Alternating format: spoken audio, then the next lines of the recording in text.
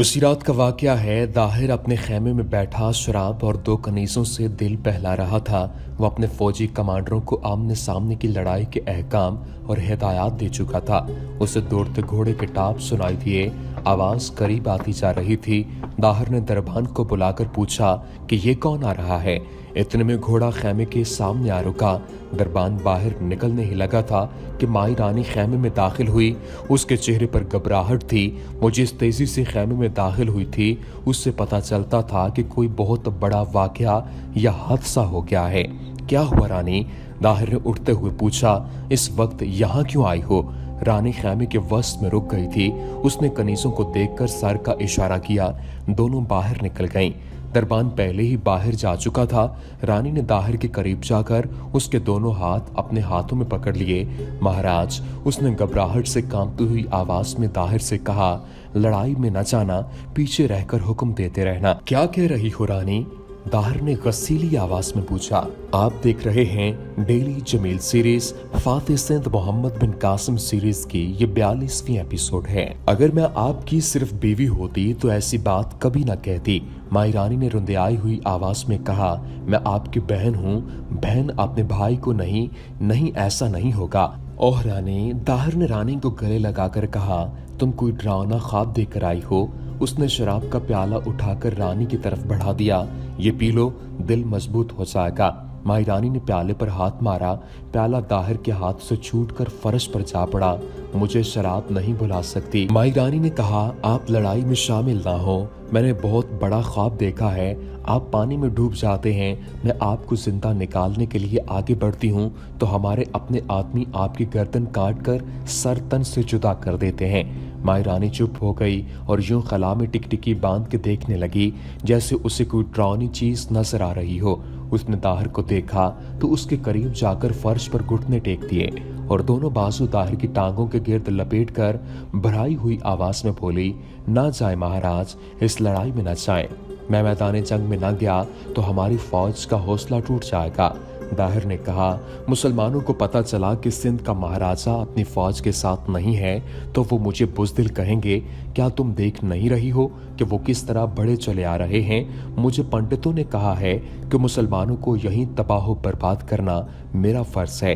और देवताओं, नहीं, ये मेरा फर्ज मुझे सौंपा गया है। और उन्हीं पंडितों ने मेरा ख्वाब सुनकर मुझे कहा है कि महाराज किसी तरह आगे जाने से रोक लो। माई रानी ने कहा, वो कहते हैं ख्वाब में किसी को पानी में डूबते देखना अच्छा नहीं होता।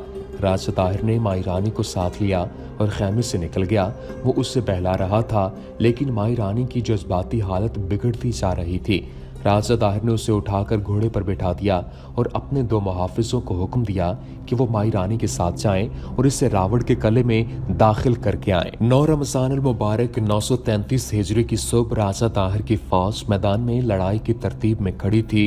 100 जंगी हाथी फौज के आगे खड़े थे। इनके पीछे राजा दाहिर अपने देवहेकल हाथी पर होते में खड़ा था। इसके करीब उसका बेटा जयसेना घोड़े पर सवार था। हाथी बदमस्त थे, चिंगाड़ रहे थे। 1-2 कदम आगे होते फिर पीछे हट जाते। ये उनकी बेचैनी और बेकरारी का इजहार था। यूं लगता था जैसे इन हाथियों को भी एहसास था कि मुसलमान इनके दुश्मन हैं। इनके होदों में नेज़ाबाज और तीर अंदाज खड़े थे। मोहम्मद बिन कासिम अपनी फौज को दाहिर की फौज के सामने ले गया। उसने अपने सालारों और नायब सालारों को इस तरह कमान दी कि अबू माहिर हमदानी को आगे हाथियों के सामने रखा। इसकी कमान में जो दस्ते दिए गए उनमें तमाम मुजाहिदीन पूरी फौज में से चुने हुए निडर और तजुर्बेकार थे और वो हाथियों के मुकाबले का तजुर्बा रखते थे। मखारिक बिन काब रासी, मसूद बिन अल अशरी कलबी, सलमान अज़दी और ज़ियाद बिन जलीदी अज़दी को मोहम्मद बिन कासिम ने अपने साथ कलब में रखा। दाएं पहलू के दस्तों की कमान जहाम बिन जौहर चौफी को दी और बाएं पहलू के दस्तों की कमान ज़कवान बिन गलवान बकरी के सुपुर्द की। महफूजा की कमान नबाह बिन हुनसला कलाबी के पास थी। मोहम्मद बिन कासिम ने 4 बड़े ही तजर्बाकार और गैर मामूली तौर पर बहादुर मुजाहिदीन बशर बिन अतिया, मोहम्मद बिन ज़ियाद अब्दी, मसब बिन अब्दुर्रहमान सकफी और खरीम बिन उर्वा मदनी को बुलाया। मेरे अजीजों, मोहम्मद बिन कासिम ने उन्हें कहा, मैं तुम्हें ऐसा फर्ज सौंप रहा हूँ जिसका सिला मैं नहीं दे सकूंगा। इसका अजर तुम्हें अल्लाह से मिलेगा जिसकी राह में तुम्हें खून के नजराने देने निकलना है। हमें वो फर्ज बता इब्न कासिम। उनमें से एक ने कहा, खुदा की कसम हम सिले और अजर के बगैर फर्ज अदा करेंगे। राजा दाहिर तुम्हारा शिकार है। मोहम्मद बिन कासिम ने कहा, अपने साथ चंद आदमी ले सकते हो। दाहिर के हाथी को घेरे में लेकर इतना जख्मी करना है कि गिर पड़े। दाहिर को जिंदा पकड़ लाओ तो बेहतर है, जिंदा न रहे तो उसका सर काट कर ले आओ। उसने बेगुनाह अरबों को कैद में रखा था, इनमें औरतें और बच्चे भी थे। मैं इसे माफ नहीं कर सकता। ऐसे ही होगा सिपा सालार, एक ने कहा। ऐसे ही होगा। मोहम्मद बिन कासिम ने एक बार फिर ऐलान किया, ए अहले अरब, मैं शहीद हो जाऊं तो सहर्स बिन साबित मेरी जगह सिपा सालार होगा। वो भी शहीद हो जाए तो सईद उसकी जगह लेगा। और लड़ाई शुरू होने वाली थी कि मोहम्मद बिन कासिम को पहली मायूसी हुई। उसकी नजर दाहिर पर थी, लेकिन दाहिर का हाथी उसे पीठ पर उठाए पीछे जा रहा था। पहले तो ये समझा कि ताहिर जगह बदल रहा है, लेकिन वो अपने लश्कर के बहुत पीछे चला गया। इसके बाद हाथियों को भी फौज के आगे से हटा लिया गया। इब्ने साबित, मोहम्मद बिन कासिम ने सालार सहर्स बिन साबित को हुक्म दिया, आगे बढ़ो और अल्लाह का नाम लेकर हमला करो। सहर्स के सवार दस्ते सरपट दौड़े। इधर से भी चंद एक सवार दस्ते बड़े। शदीद और खून रेज तसादुम हुआ। नुकसान ये हुआ कि सहर्स बिन साबित पहले हल्ले में ही शहीद हो गया। खतरा ये था कि दुश्मन के हाथी चढ़ दौड़ेंगे। मोहम्मद बिन कासिम ने नफरत अंदाजों को, जो आग वाले तीर अंदाज थे, आगे किया और हुक्म दिया कि वो हाथियों को निशाना बनाए। लेकिन दाहिर हाथियों को शायद फैसला कुन हमले के लिए महफूज रखना चाहता था। इसने तमाम हाथियों को पीछे कर लिया। सहर्स शहीद के दस्तों को पीछे हटा लिया गया। अब सईद ने हमला किया। एक बार फिर गुमसान का मार्का हुआ। राजा ताहिर एहतियात से अपने दस्तों को अहकाम दे रहा था। उसने सईद के हमले के जवाब में अपना एक सवार दस्ता आगे बढ़ाया, मगर मोहम्मद बिन कासिम ने अता बिन मालिक कैसी को बरवक्त आगे कर दिया। अता का दस्ता पा बरकात था। इसकी तेज हरकत ने दाहिर के दस्ते को सईद के दस्तों तक पहुंचने ही न दिया। तारीख मासूमी इस जंग के तफसीली बयान में मुस्तनद मालूम होती है। राजा दाहिर को मुसलमानों में थकावट के आसार नजर नहीं आ रहे थे और मुसलमान उसकी इतनी ज्यादा जंगी ताकत और हाथियों से मरूब होते भी नहीं लगते थे। मुसलमान जब हमला करते तो रात की कड़क जैसा अल्लाह अकबर का नारा लगाते थे। उनके नारे जानदार और उनका जोशो जज्बा तरोताजा था। राजा दाहिर ने अपने दस्तों को पीछे हटने का हुक्म दिया। वो तो मुजाहिदीन के दबाव से पीछे हट ही रहे थे। मोहम्मद बिन कासिम ने दाहिर के इस हुक्म को धोखा समझा कि दाहिर इस ख्याल से अपने दस्तों को पीछे हटा रहा है कि मुजाहिदीन इसके दस्तों के पीछे लगे रहें और इतना आगे चले जाएंगे कि उन्हें दूसरे दस्तों से घेरे में लेकर खत्म कर दिया जाएगा। इस खतरे के पेश नजर मोहम्मद बिन कासिम ने सईद और अता को पीछे हटा लिया। दोनों फौजों के दरमियान अब लड़ने वाला कोई दस्ता नहीं था, लेकिन मैदान खाली भी नहीं था। वहां लाशें बिखरी पड़ी थीं, जख्मी पड़े कुरा रहे थे। इनमें से बाज उठने और चलने की कोशिश में गिर पड़ते थे। दोनों तरफ से 2-2, 3-3 आदमी दौड़े जाते और अपने अपने जख्मी को उठाकर या सहारा देकर वापस पीछे ले आते थे। मोहम्मद बिन कासिम ने एक पार्टी अलग कर रखी थी। ये मशकीसा बरदार पार्टी थी। ये वो आदमी थे जो किसी न किसी वजह से लड़ाई के काबिल न थे, या ये खादम किस्म के आदमी थे। वो पानी से भरे हुए मशकीज़े उठाए दोनों फौजों के दरमियान पड़े हुए जख्मियों के मुंह में पानी डाल रहे थे।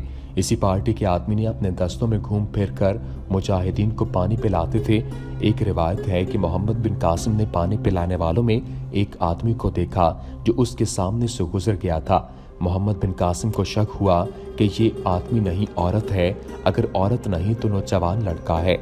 मोहम्मद बिन कासिम ने उसे बुलाया और घोड़े की पीठ से झुककर उसे गौर से देखा। अगर मेरी आंखें मुझे धोखा नहीं दे रही तो तुम मर्द नहीं हो। मोहम्मद बिन कासिम ने कहा, अहले सकीफ की आंखें धोखा नहीं खाया करती। पानी पिलाने वाली ने कहा, मैं औरत हूँ और मैं अकेली नहीं हूँ। कई और औरतें मशकी से उठाए पानी पिलाती रही हैं। क्या तू अपने खावंद के साथ आई है? मोहम्मद बिन कासिम ने पूछा। तेरा भाई भी आया होगा तेरे साथ। इब्ने कासिम, औरत ने कहा, ये सब मेरे भाई हैं, मैं अपने खावंद के साथ आई हूँ, ये सब मेरे बेटे हैं। और ये औरत लश्कर में गायब हो गई। पानी सिर्फ जख्मी पीते थे। दिन के वक्त कोई और मुजाहिद माह रमज़ान की वजह से पानी नहीं पीता था। मोहम्मद बिन कासिम को यह फैसला करने की मोहलत न मिली कि औरतों को मैदान जंग में रहने दिया जाए या इन्हें पीछे जख्मियों के पास भेज दिया जाए। मोहलत इसलिए ना मिली कि राजा दाहिर ने हाथियों को आगे कर दिया था। हाथी दौड़ते चिंगाड़ते आ रहे थे। इनके होदों में खड़े आदमी हाथों में बर्चियां तोल रहे थे। मोहम्मद बिन कासिम के इशारे पर सईद और अता के सवार दस्ते फौरन छोटे छोटे गिरोहों में तकसीम हो गए। ये तकसीम पहले से तयशुदा थी। हर गिरोह ने एक एक हाथी को घेरना था। सवारों के पहुंचने तक तीर अंदाजों ने हाथियों पर आग वाले तीर बरसाए। हाथियों में खलबली मचने के लिए यही काफी था। 2 तीर एक हाथी के होदे में खड़े एक बर्छी बाज को लगे। उसके कपड़ों को आग लग गई। उसने होदे में नाचना शुरू कर दिया। उसकी आग ने उसके एक साथी को भी सद में ले लिया। दोनों ऊपर से कूदे और जमीन पर आ पड़े। वो संभलने या भागने की कोशिश कर रहे थे कि मुजाहिदीन के घोड़ों के नीचे आ गए। सूरज गुरूब हो गया। हाथियों और मुजाहिदीन का मार्का उरूज पर था कि फिलबानों ने हाथियों को वापस ले जाना शुरू कर दिया। शाम होते ही लड़ाई बंद कर दी जाती थी। इस रिवाज के मुताबिक हाथी इधर चले गए और घोड़े उधर चले गए। 3-4 हाथी जख्मी हो गए थे। फिलबानों के काबू से निकल गए। उन्होंने अपने लश्कर की सफों में उदम बपा कर दिया। फिर तारीकी ने मैदान जंग पर स्याह बादल डाल दिया। 10 रमज़ान मुबारक बरोज जुमेरात तारीख इस्लाम और तारीख हिंद का एक अहम तरीन दिन है। उस रोज हक व बातिल के मार्के का फैसला कुन मरहला शुरू हुआ था। गुज़श्ता रात मुजाहिदीन ने जरा सा भी आराम नहीं किया था। उन्हें बताया गया था कि अगला रोज बहुत खतरनाक होगा और उसके लिए गैर मामूली तौर पर तैयारी की जरूरत होगी। क्या तुमने देखा नहीं कि ताहिर दूर अपने हाथी पर सवार तमाशा देख रहा था।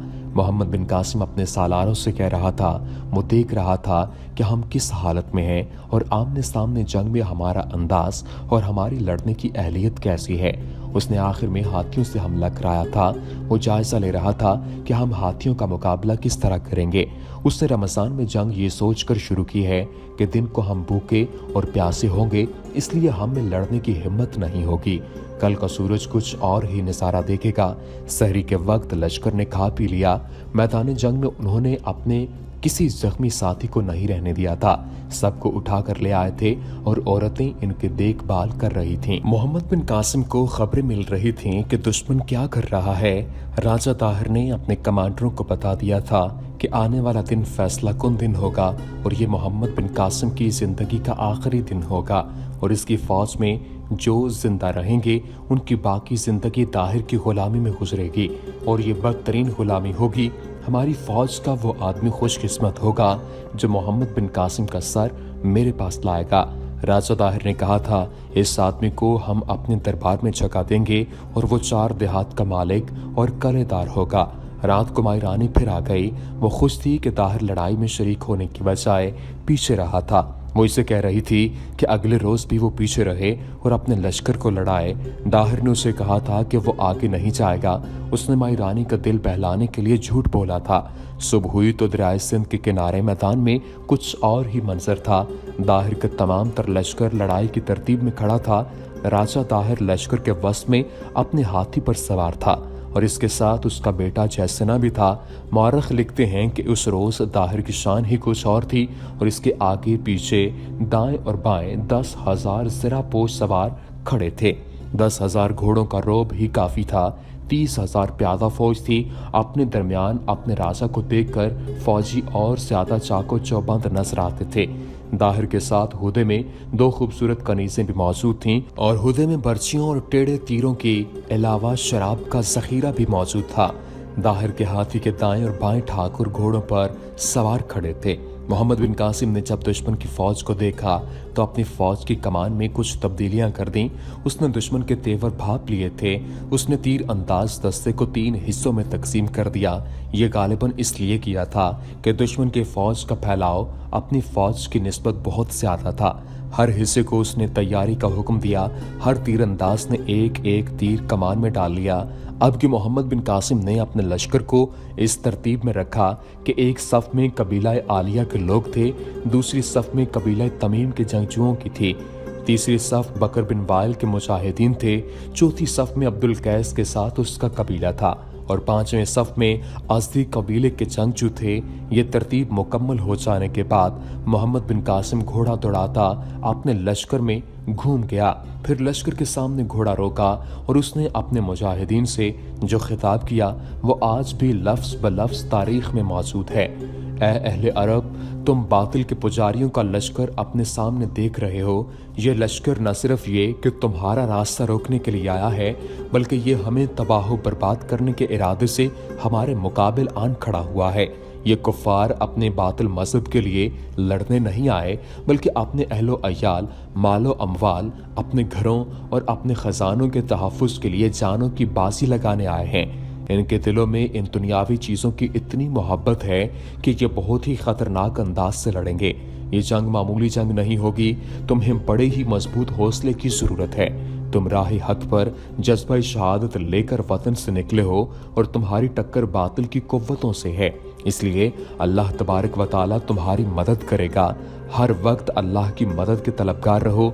तुम्हारे दिलों में कोई खौफ, परेशानी और वहम नहीं होना चाहिए।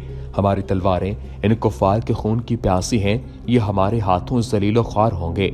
अगर तुम दुनिया के चाहो जलाल को भी सामने रखो तो तुम्हें इन कुफ्फार से बेअंदाज मालो दौलत हासिल होगा। तुम्हें इस जहान में भी सिला मिलेगा और इसका अजर अगले जहान में भी अल्लाह देगा। ये ख्याल रखो कि जिस किसी को जहां कहीं भी खड़ा किया गया है और इसे हरकत के लिए जो इलाका दिया गया है वहां से वो ना हटे। ऐसा ना हो कि दाएं पहलू के आदमी बाएं पहलू में चले जाएं या पहलुओं के आदमी कलब में जा घुसें। सिर्फ उस सूरत में आदमी अपनी जगह छोड़ सकता है कि वो किसी की मदद करते हुए किसी और जगह जा पहुंचे। याद रखो, फतह नेक और परहेजगार लोगों को हासिल होती है। अल्लाह को वो लोग अजीज हैं जिनका मकसद नेक होता है। लड़ाई के दौरान आयात कुरानी का विर्द जारी रखो और ला हौला वला कुव्वता पढ़ते रहो। मोहम्मद बिन कासिम का खिताब खत्म हुआ तो एक दो आदमी कबीला बकर बिन वाइल और एक दो आदमी बनी तमीम के मोहम्मद बिन कासिम के सामने आन खड़े हुए। खुदा की कसम, मोहम्मद बिन कासिम ने कहा, तुम लोग कोई शिकायत लेकर नहीं आए कि यह वक्त शिकवे और शिकायतों का नहीं है। खुदा तुझे फतह और नुसरत अता फरमाए। उनमें से एक ने कहा, हम सबसे पहले अपनी जानों के नजराने पेश करने आए हैं। कफार के लश्कर को देख, ये हाथी बदमस्त की तरह हमारे सामने खड़े हैं और देख के इनके हथियार कितने अच्छे और कितने उम्दा हैं। ये भी देख के इनके पास राजाओं जैसे हाथी हैं। दुश्मन के चेहरे को देख, वो अपने हाथों और अपनी ज़रह पर किस कदर मसरूर है। क्या तू हमें इजाजत नहीं देगा कि हमारे कबीले सबसे पहले कुफार पर हमला करें? खुदा की कसम, तुम मुझे अजीज हो, ए बनी तमीम और ए बनी बकर बिन वाइल। मोहम्मद बिन कासिम ने कहा, मुझे इसमें कोई शक नहीं कि तुम अपनी पूरी ताकत और ईमान के जज्बे से कुफार का मुकाबला करोगे। मोहम्मद बिन कासिम अपने लश्कर से मुखातिब हुआ, ए अहले अरब, बनी तमीम और बनी बकर बिन वाइल लड़ाई की बिस्मिल्लाह करने को बेताब हैं। मुझे यकीन है कि तुम सब उन्हीं की तरह दुश्मन पर टूट पड़ने के लिए बेताब और बेकरार हो। इन दोनों कबीलों के दस्तों ने अल्लाह अकबर का ऐसा नारा लगाया कि जमीन व आसमान हिलते हुए महसूस होने लगे। इस नारे के बाद तमाम लश्कर से नारे बुलंद होना शुरू हो गए। इसका ये फायदा हुआ कि मुजाहिदीन के लश्कर में अगर किसी के दिल पर खौफ व हिरास था तो वो निकल गया, घोड़ा हुनहुनाते और जमीन पर सो मारने लगा जैसे वो भी लड़ाई के लिए बेताब हो गए हों। मोहम्मद बिन कासिम ने हाथ बुलंद करके लश्कर को खामोश कराया। फातिह सिंध मोहम्मद बिन कासिम सीरीज का सिलसिला जारी है। अगली एपिसोड में आपको बताएंगे कि मैदान लगा, किस तरह से लड़ाई हुई और इस लड़ाई में फतह किसकी हुई। उम्मीद करते हैं कि आपको हमारी ये वीडियो पसंद आई होगी। वीडियो पसंद आने की सूरत में लाइक कीजिए, शेयर कीजिए और हमारे चैनल को सब्सक्राइब करना मत भूलिएगा। वमा अलैना इल्लल बलागुल मुबीन।